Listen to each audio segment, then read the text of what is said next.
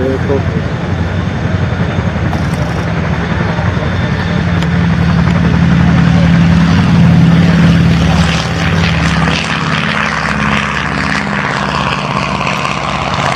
Anson was the RAF's first aircraft to be a monoplane with a retractable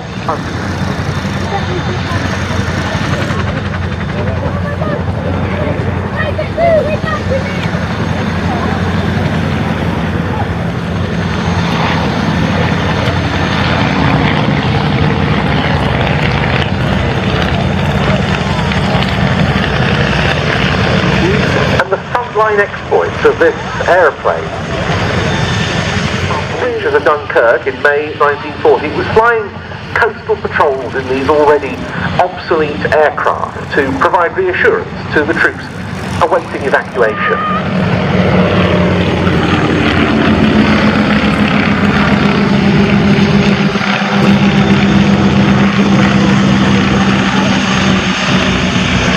On the 1st of June 1940, a section of 3 Mark I Ansons like this, led by pilot and his 4 crew members, the Distinguished Flying Medal.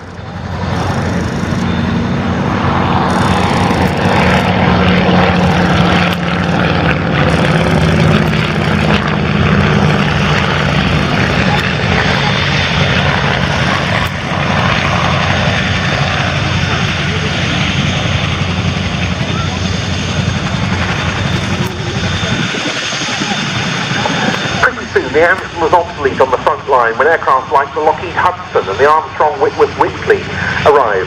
But still it was superior to some of its intended replacements. It was more agile, something we're seeing demonstrated really well here. The crew had better visibility from it.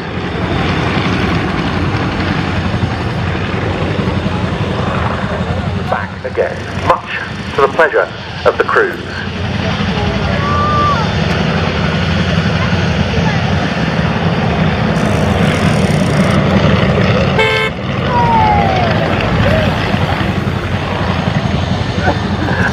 Of the war, the Anson was much used as a light transport aircraft, including as a ferry aeroplane for the air transport auxiliary. But this one is the only airworthy example of the Anson that first went to war, the Mark I.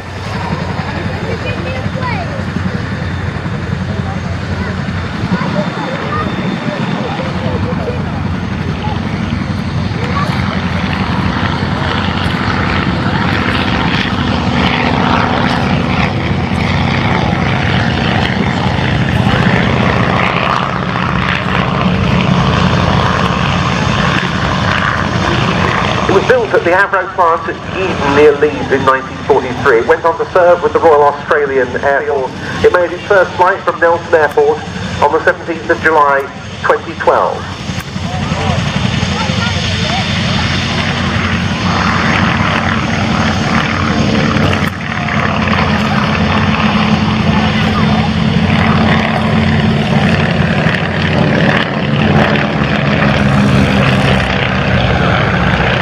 Beautiful display.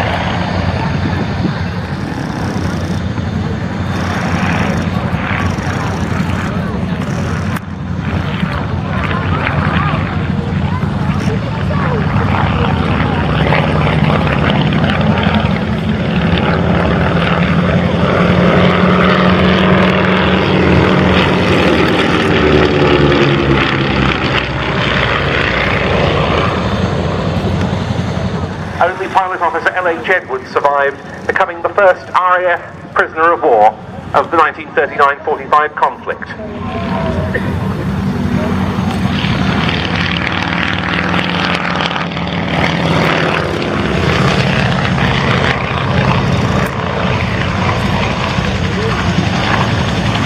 When Bill Reed put it up for sale, squadron, the only Czechoslovak bomber squadron in the wartime RAF, initially had Ansons in one of its flights for training.